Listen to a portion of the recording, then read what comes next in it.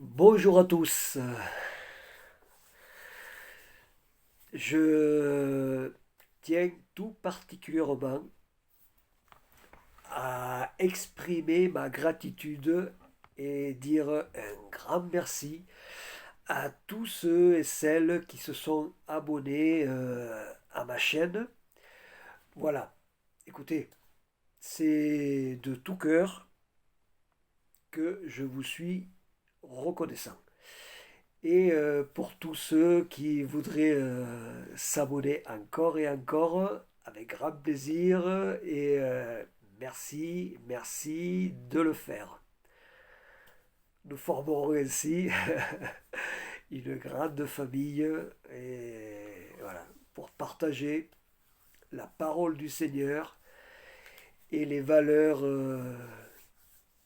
des principes que l'Éternel a mis dans sa parole pour chacun d'entre nous. Voilà. Donc, merci à tous. Eh bien, c'est juste, aujourd'hui, c'est juste un tout petit message de soutien à tout Israël, à tous les Juifs qui écoutent ce petit message dans ce temps de Rosh Hashanah, qui est la nouvelle année juive civile pour tout Israël.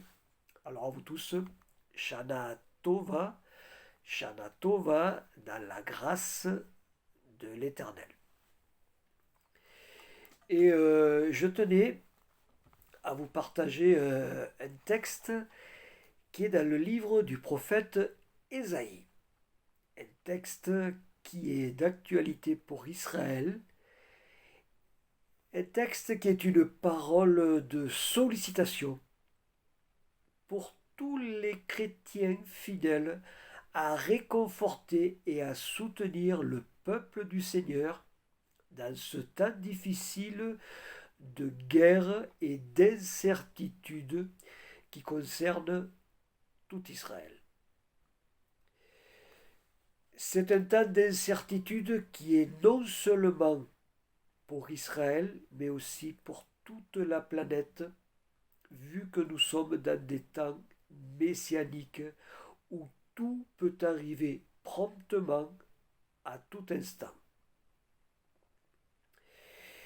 Donc voilà, je vais vous partager un extrait de la parole du Seigneur,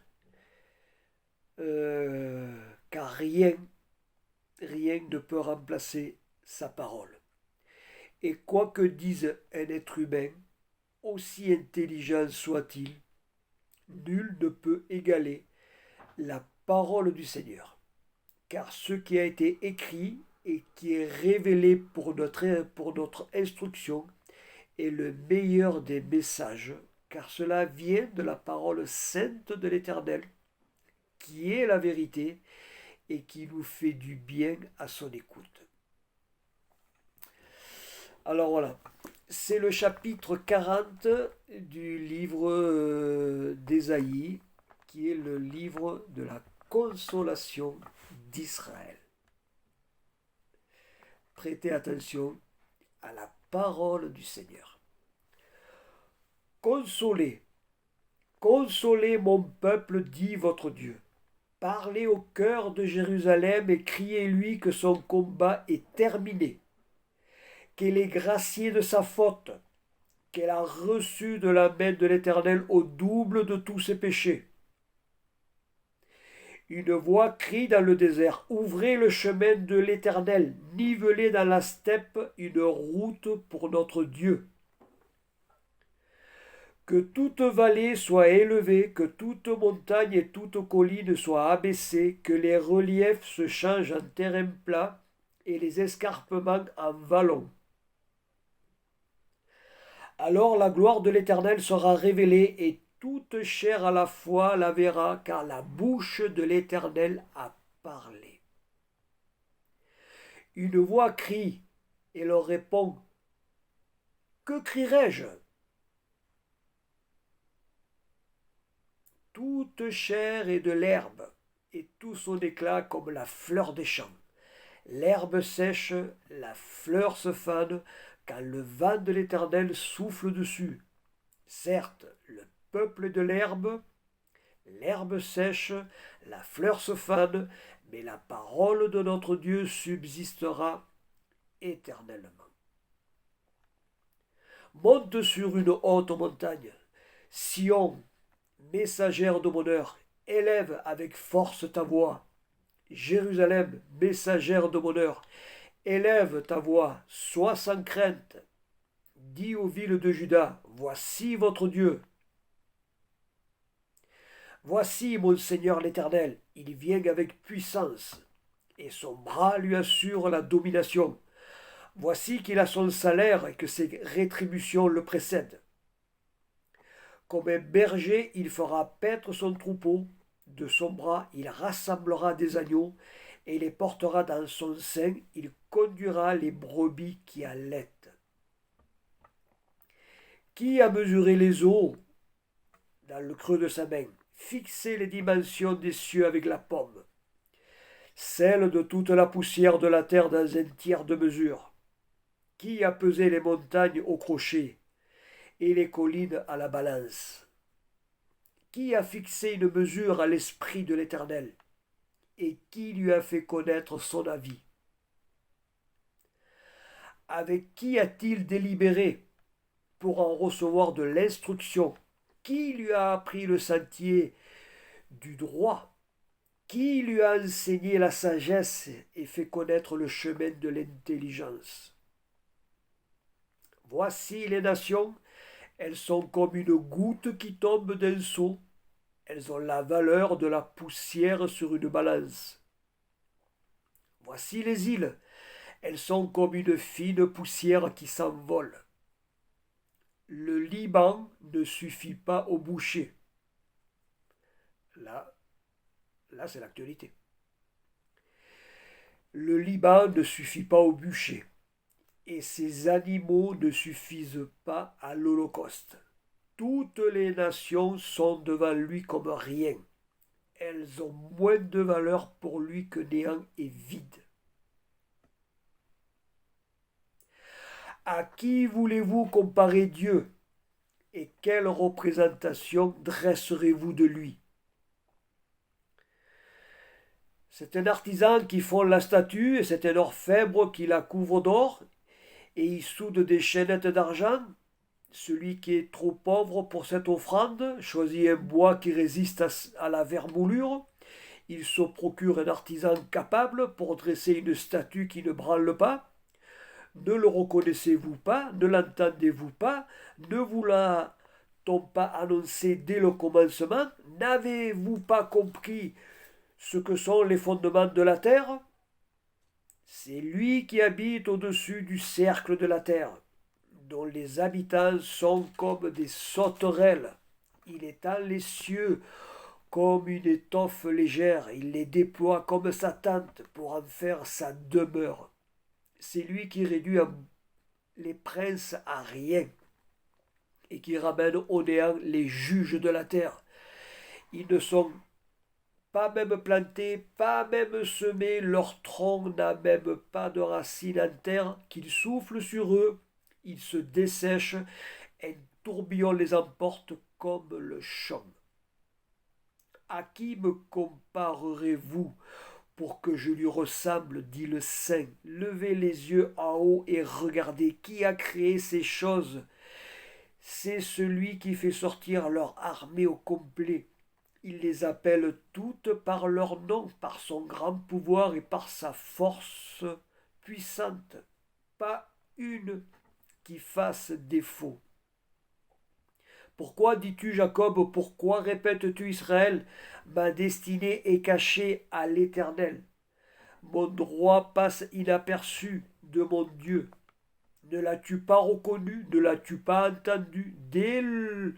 C'est le Dieu d'éternité, l'Éternel qui a créé les extrémités de la terre. Il ne se fatigue, il ne se lasse. Son intelligence est insondable. Il donne de la force à celui qui est fatigué et il augmente la vigueur de celui qui est à bout de ressources. Les adolescents se fatiguent et se lassent, et les jeunes trébuchent bel et bien. Mais ceux qui espèrent en l'Éternel renouvellent leur force. Ils prennent leur vol comme les aigles. Ils courent et ne se lassent pas. Ils marchent et ne se fatiguent pas. Ceux qui espèrent en l'Éternel renouvellent leur force. Ils prennent leur vol comme les aigles. Ils courent et ne se lassent pas. Ils marchent et ne se fatiguent pas. Je reviens sur le verset 19, 20 et 21, parce qu'il n'est pas évident à comprendre. Le verset qui dit: c'est un artisan qui fond la statue, et c'est un orfèvre qui la couvre d'or, et il y soude des chaînettes d'argent. Celui qui est trop pauvre pour cette offrande choisit un bois qui résiste à la vermoulure. Il se procure un artisan capable pour dresser une statue qui ne branle pas. Ces versets sont pour les gens qui adorent des statues, qui fabriquent des statues pour en faire leur divinité.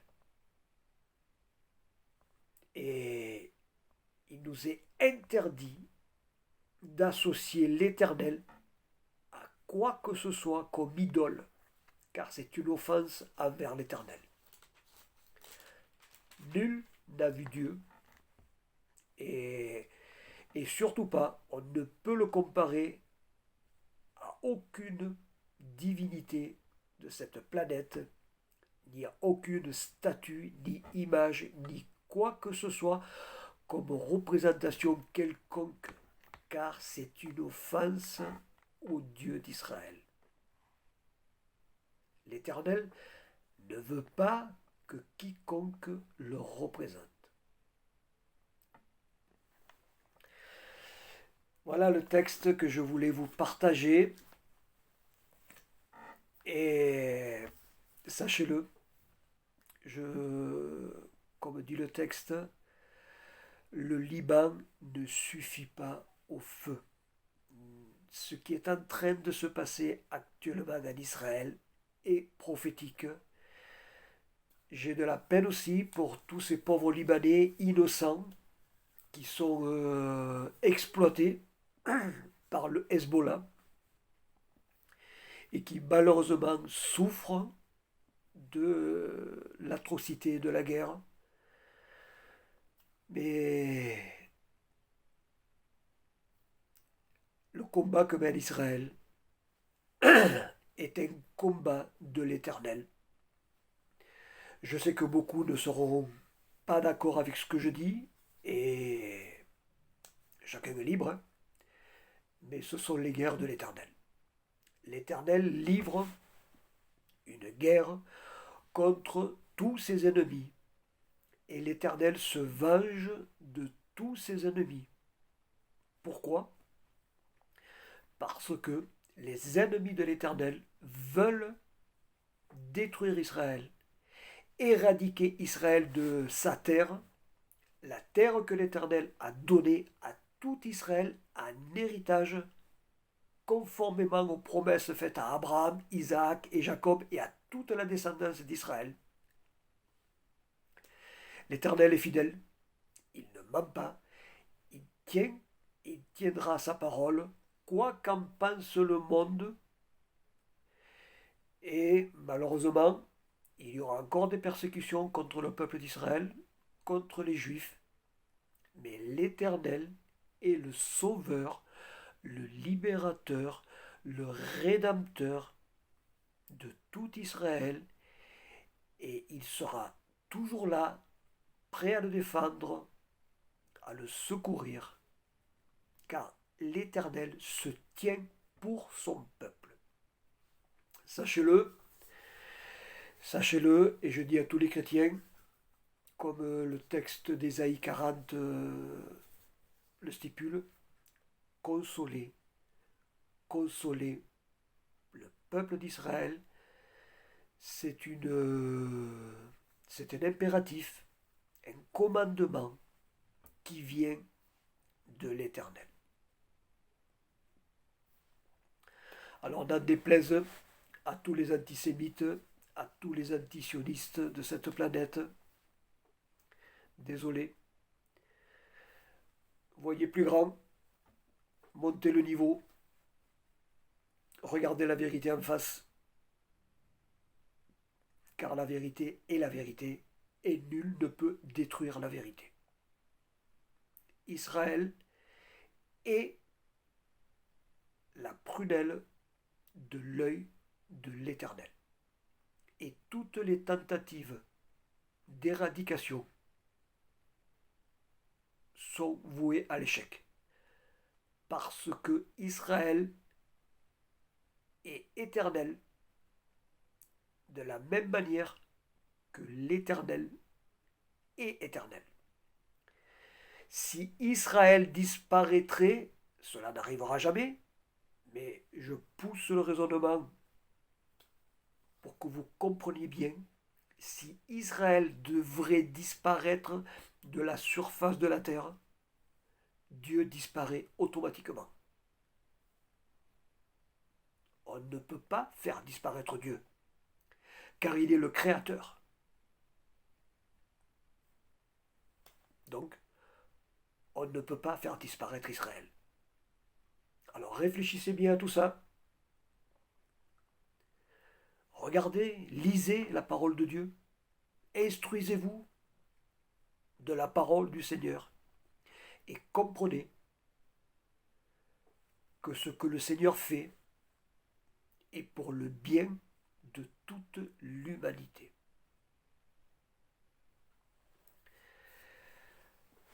Alors, à vous tous,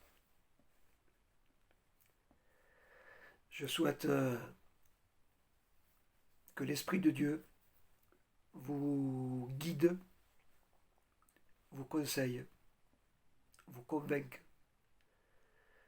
vous amène à la recherche de la vérité, qui est la parole du Seigneur. Parole qui a été donnée à toute l'humanité pour être instruite, enseignée, selon la voie de l'Éternel. Que le Seigneur soit avec vous. Pour tous ceux qui sont fidèles, que le Seigneur vous garde, qu'il vous bénisse. Voilà. Encore une fois, je renouvelle à tout Israël, à tous les Juifs, Shana Tova, et mon cœur est avec Israël. Vive Israël, comme dit tout Israël. Ham Israël Chai. Shalom, shalom à vous tous, et à bientôt.